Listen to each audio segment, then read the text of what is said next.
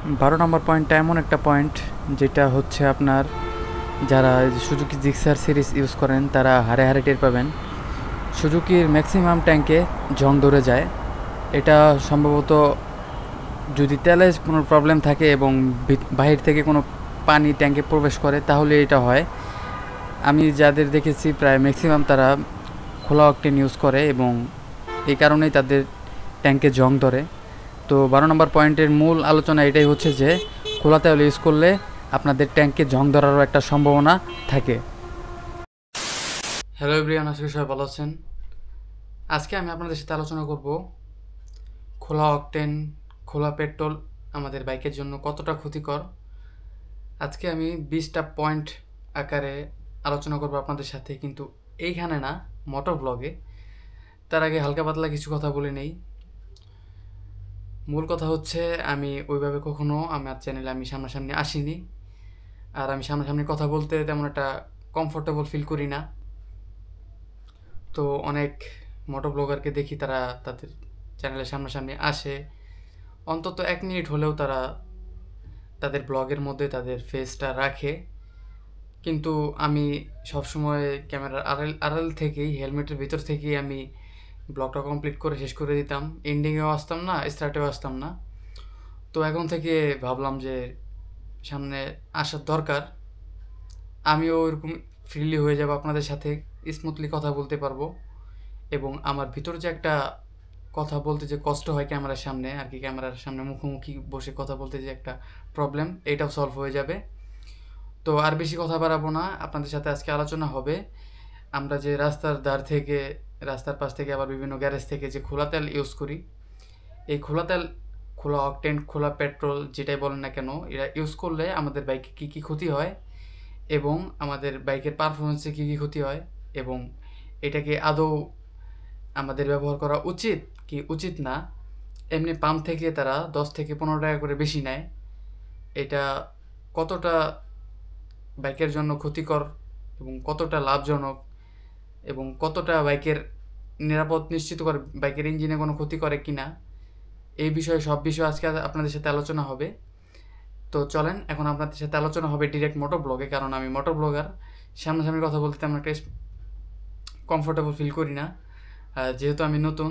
তো motor blog যেহেতু আমি মোটর ব্লগ করি, তো আমাকে সামনাসামনি কথা বলাটা একটু বেমানান দেখায়। তো চলেন, আপনাদের সাথে কথা হবে ডিরেক্ট মোটর ব্লগে। তো চলে আসলাম মোটর ব্লগে। আজকে আলোচনা করব খোলা অকটেন নিয়ে, খোলা অকটেনের কী কী ক্ষতি করে আমাদের বাইকে, এরকম 20টা পয়েন্ট নিয়ে।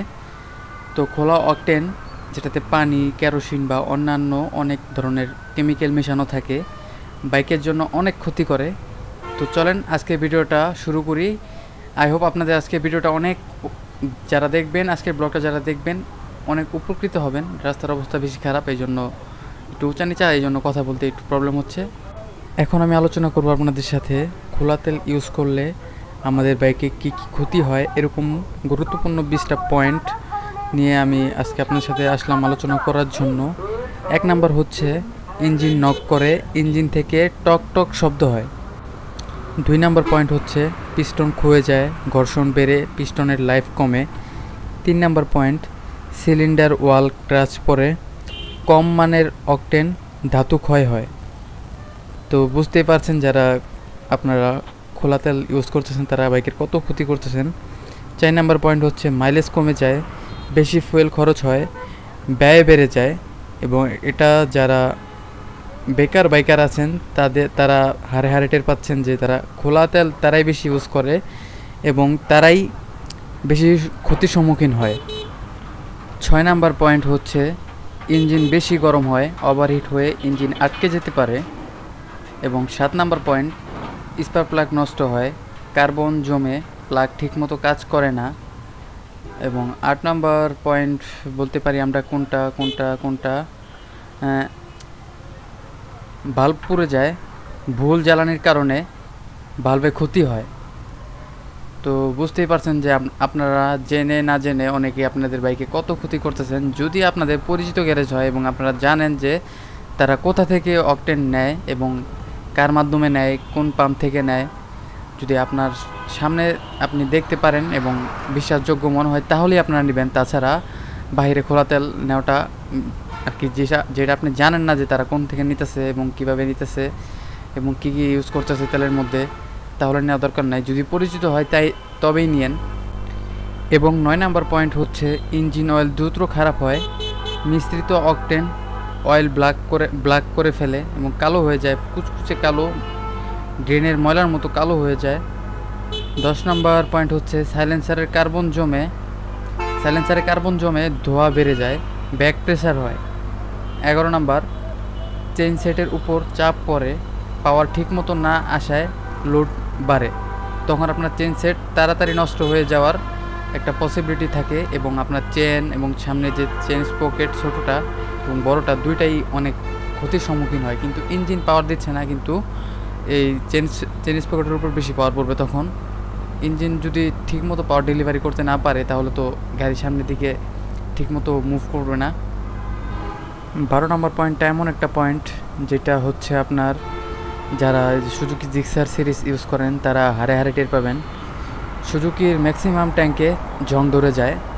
এটা সম্ভবত যদি তেলে কোনো প্রবলেম থাকে এবং বাহির থেকে কোনো পানি ট্যাঙ্কে প্রবেশ করে তাহলে এটা হয়। আমি যাদের দেখেছি প্রায় ম্যাক্সিমাম তারা খোলা অকটেন ইউজ করে এবং এই কারণেই তাদের ট্যাঙ্কে জং ধরে। তো 12 নম্বর পয়েন্টের মূল আলোচনা এটাই হচ্ছে যে খোলা তেল ইউজ করলে আপনাদের ট্যাঙ্কে জং ধরারও একটা সম্ভাবনা থাকে। 13 নম্বর পয়েন্ট হচ্ছে স্টার্টিং প্রবলেম হয়, অনেক সময় কিক বা সেলফে স্টার্ট নিতে চায় না। এটাও একটা মেজর সমস্যা। যারা এফআই বাইক ইউজ করেন তারা অনেক সময় তাদের তো কিক নাই, তাদের সেলফ না নিলে তাদের ধাক্কা দিয়ে তারপরে বাইকটা স্টার্ট করতে হয়। 14 নম্বর পয়েন্ট হচ্ছে ইঞ্জিন হর্স পাওয়ার কমে যায়, আসল পারফরমেন্স পাওয়া যায় না। এবং 15 নম্বর পয়েন্ট হচ্ছে লং ট্যুরে ঝুঁকি বাড়ে, হাইওয়েতে বাইক বন্ধ হয়ে যায় এবং হয়ে যেতে পারে। এটা আপনার উপরে, আপনি কেমন তেল নিয়েছেন এটার উপর নির্ভর করবে। তো সামনে দেখতে পাচ্ছেন অনেক জ্যাম, এভাবে কথা বলতে কষ্ট হচ্ছে। তো আজকের ব্লগটা আর বেশি বড় করব না। তো আমার এই 15টাই আমার খেয়াল আছে আপাতত, বাসা থেকে আমি ভালোভাবে আয়ত্ত করে এসেছি। 15টা পয়েন্ট 20টা পয়েন্ট আমি আর কি মাথায় নিয়ে এসেছিলাম, এই বিষয়ে আজকে আলোচনা করব, কিন্তু 5টা এখন মাথায় আসতেছে না। আপাতত আজকে 15টাই থাকুক, আবার আপনাদের সাথে আলোচনা হবে নতুন কোনো ভিডিওতে, নতুন কোনো টপিকে। আজকের ভিডিওটা যদি ভালো লাগে তাহলে অবশ্যই চ্যানেলটা সাবস্ক্রাইব করবেন, আর যারা ফেসবুক পেজ থেকে দেখছেন তারা অবশ্যই পেজটা ফলো করে দেবেন। আর যদি ভিডিওতে কোনো কিছু ভালো লাগে একটা লাইক দিয়ে দিবেন। আপনাদের একটা লাইক এবং একটা কমেন্টে আমরা অনুপ্রাণিত হই।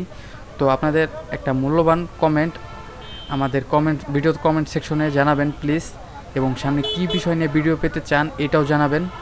আবার দেখা হবে নতুন কোনো ভিডিওতে, নতুন কোনো টপিকে। আল্লাহ হাফেজ, সবাই ভালো থাকবেন।